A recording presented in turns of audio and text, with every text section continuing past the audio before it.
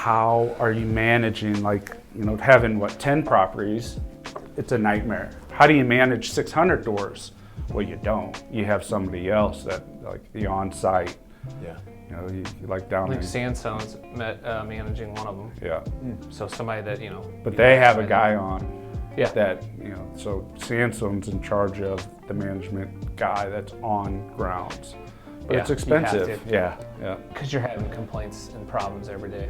Yeah. Oh, I mean, when you have that many doors, that's more shit happens, but it's a good problem to have. That means there's somebody there. If something's breaking, somebody's there, so it's good, right? It's always problems, good problems and bad. I think it's important to start investing in real estate. You know, a lot of people want it to be passive. They can tell you owning 20 rental doors, there's nothing passive about that.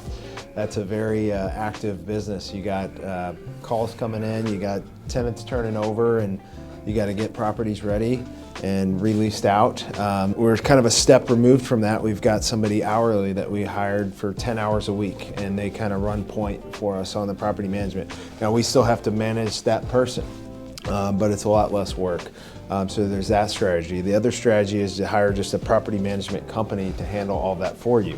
Now, you got to make sure that you know what they're doing with your properties, because they're never going to manage it as well as you are yourself. Or as frugal. Right, exactly. Yeah. Well, because they make money on everything, as they should, right? Yeah. If they're sending a plumber out, they're making money on the plumber.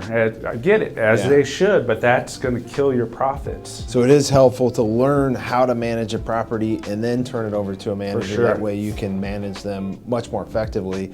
Totally being passive and just putting your money in and letting somebody else operate the investment.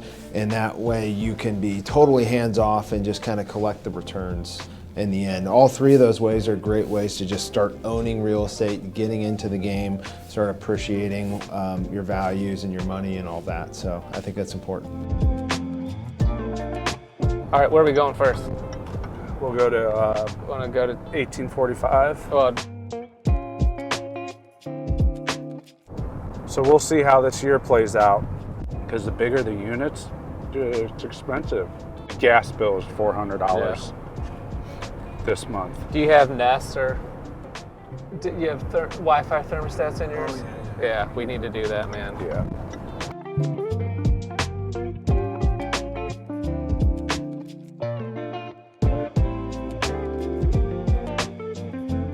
We paid $400 for this one.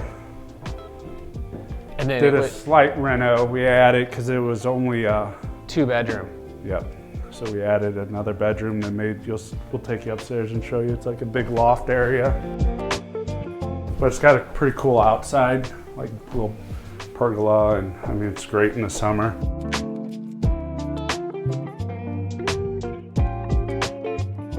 YouTube TV Yeah. is what so we just run Wi-Fi and then YouTube TV.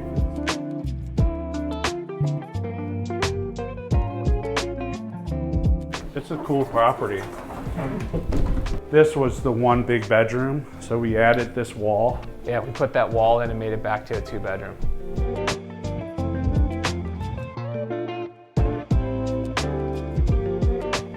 Upstairs is the kids that aren't gonna sleep.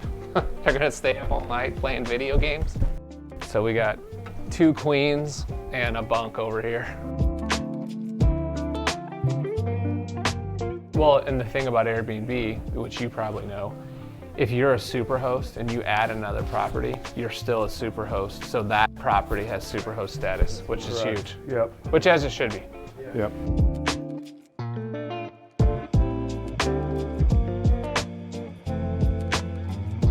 This one's nice. You can tell by the pictures this one's nice. I would live here if I was single and wanted to live in the cool city. house. It's a cool place. In the summer, dude, there's always something going on.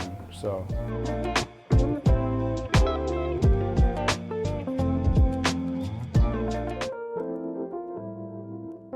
Welcome to the Sydney Street Chateau.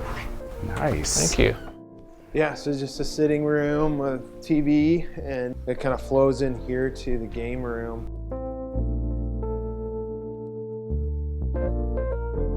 This is a cool little bonus area. Yeah, little reading nook. Yeah. Wow, it's a big house. A lot of light. This is a big house. I like that. They got rules here. Oh, that is smart. Coffee station over here. I like that. Yeah, we provide coffee pods. There's laundry in there. Oh, laundry. There's another set of. So half bath here with Yeah. laundry. Yes, you got 4 bedrooms on this level. That's the smallest of the bedrooms. That's still good size. One HVAC system or 2? 3. This room's huge. Yeah. What there was no- that for? Just a sitting area? Yeah. Boy, he did some smart things here. What is it? They're just- Oh, for charger. All your phones and anything else you need plugged in. Yep. This is the master here.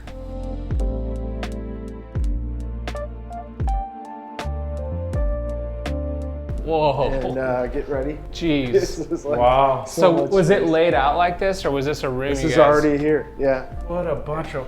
Got 2 showers.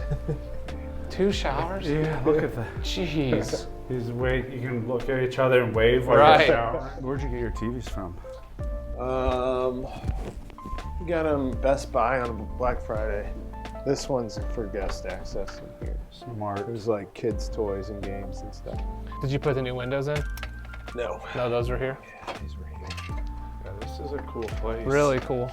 And what a creative deal. I wasn't expecting this room to have No, the such high ceilings. ceilings are awesome. The number one thing you need to know if you're going to own an Airbnb in St. Louis City is that once the city knows that you're running it as a full-time Airbnb, meaning that if you're just renting a room but you're living in the home, then you don't get the tax increase doesn't happen.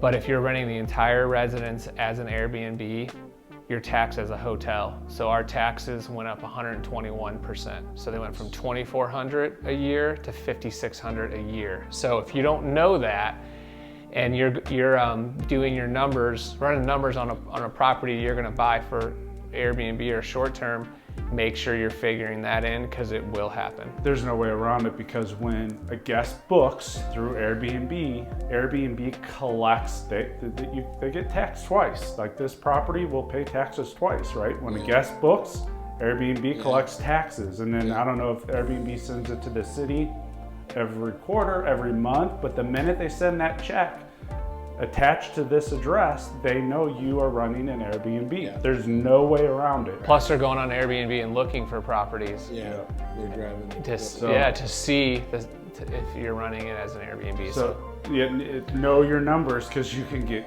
Yeah. like on the one property we were at, we know our taxes are going to go from $6,000 to roughly $13,000. Unfortunately, we didn't know that until after we were under contract.